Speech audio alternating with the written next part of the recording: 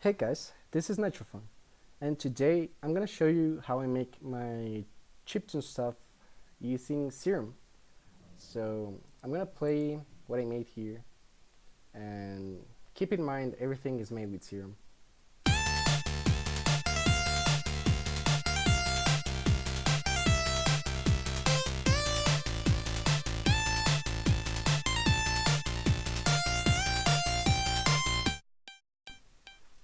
So yeah, just gonna go through every individual sound to show you what I made here. Well, I'm just gonna start off by saying that to make chiptune, you need uh, these basic shapes, and all the shapes here have potential to be used in chiptune.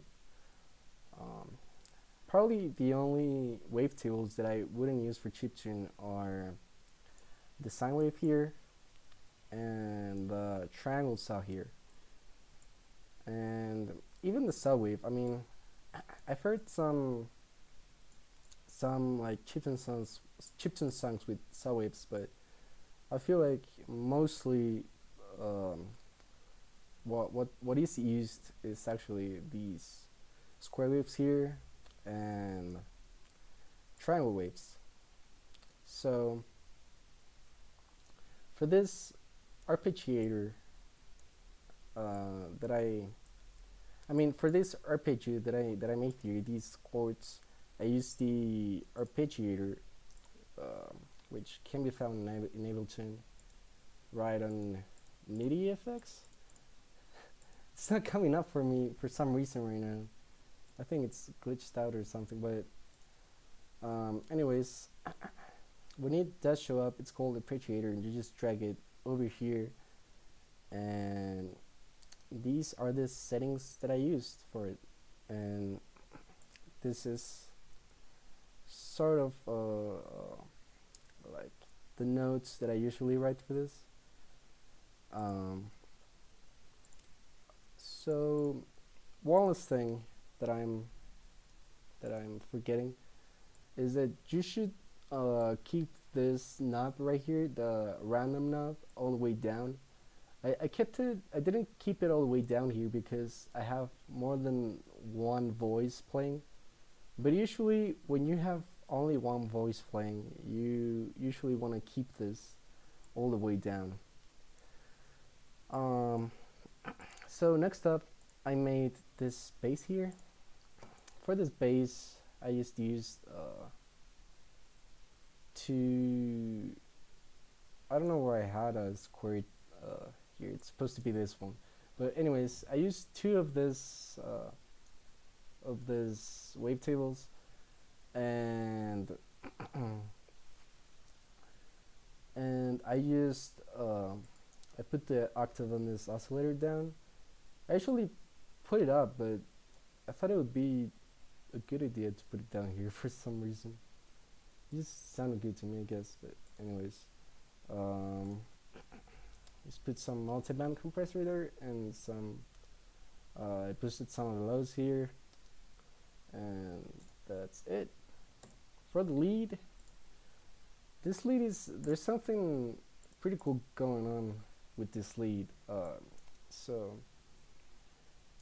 I have this waveform here, and then there's this really cool thing with Serum, where you can modify the waveform with these all of these options right here. And for this one, I use this one right here. It's called PWM, and it's actually it sounds really gamey. Like if you listen to it, hold on, just gonna play something, I guess.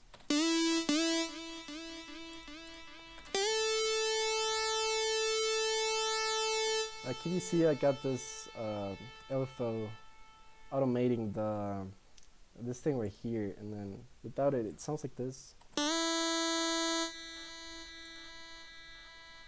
So it doesn't really sound as alive, I would say, as with it. So For the effects, I used a delay just to give it a little bit more of depth to the sound. I put a multiband compressor after it, and then some EQ to cut some of the low frequencies, and then a little bit of extra highs here. And next up, we've got all of the drums. And for the drums, well, specifically for these drums right here, the hats, I used some noise, and I used microcork noise here. I put the main envelope like this, just so it has like this really quick decay. It's got a multiband compressor and then low cut, and that's it for that sound. Then we've got the kick, which sounds like this. It's pretty much just a triangle wave pitching down. I'm using this LFO to pitch it down.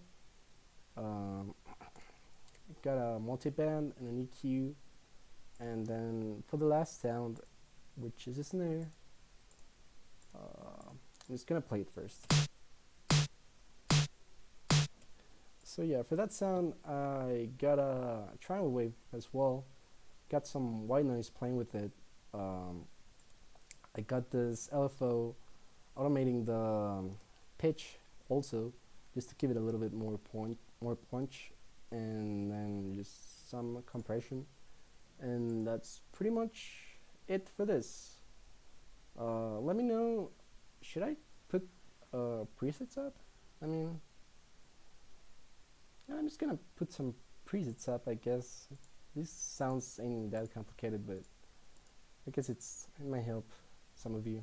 So yeah, thanks for watching. Let me know if you guys have any questions.